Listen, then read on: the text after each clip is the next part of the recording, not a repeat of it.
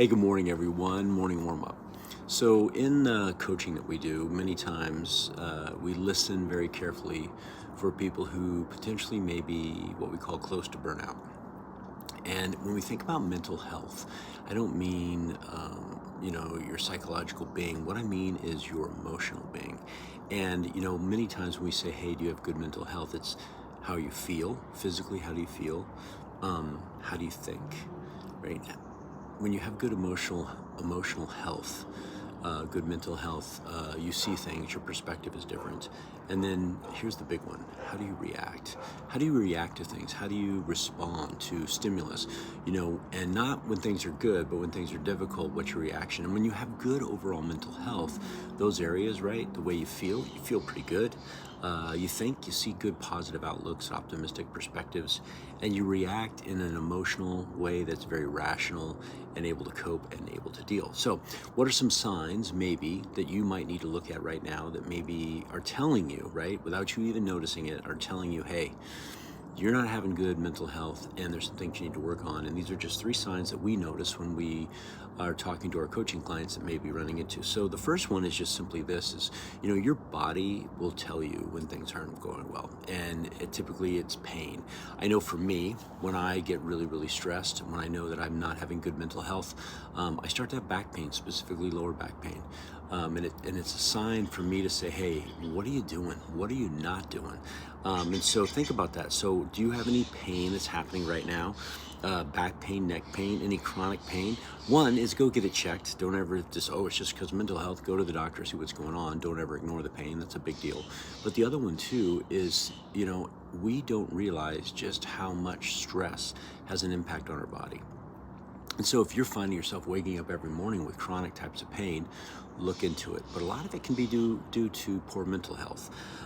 So self-care, that's number one, right? So the red sign is pain. Number two, just self-care. Taking care of yourself. I know for me, stretching is a big one. Good exercise, drinking enough water, right? Those types of things. All right, the next one is how many of you feel like your day is just so packed and you go from task to task to task, and to the end of the day, you are just wiped. And that happens over and over and over again. And that's called overtasking. And the problem with overtasking is many people do not time block effectively, meaning that they wake up in the morning and go, I hope today goes well, as opposed to waking up saying, I know exactly what my day has in store for me. And time blocking is a big one. And here's the other one that I'm going to say is the power of saying no.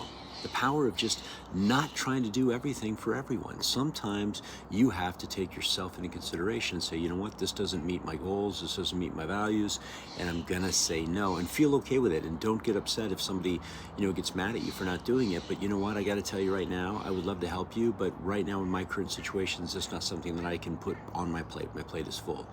But you cannot keep running and running and running without giving yourself recharge time. So if you find yourself, this is a clearly a red flag for you that you're getting close to burnout, is if you are just not getting any of you time, right? And in the course of your day, in the course of your week, in the course of your month, do you have that scheduled? So time blocking is a big one. And then the last one is when you feel like you have to be a part of everything.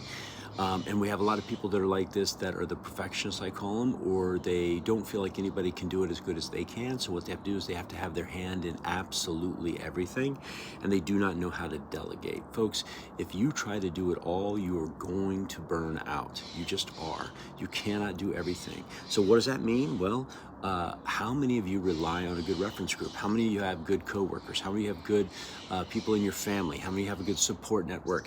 How many of you have a coach? How many of you have a mentor? How many of you have somebody where you're not working in a vacuum and you have the ability, right, to rely on other people to delegate in many cases when it's something that you don't necessarily have to be involved with?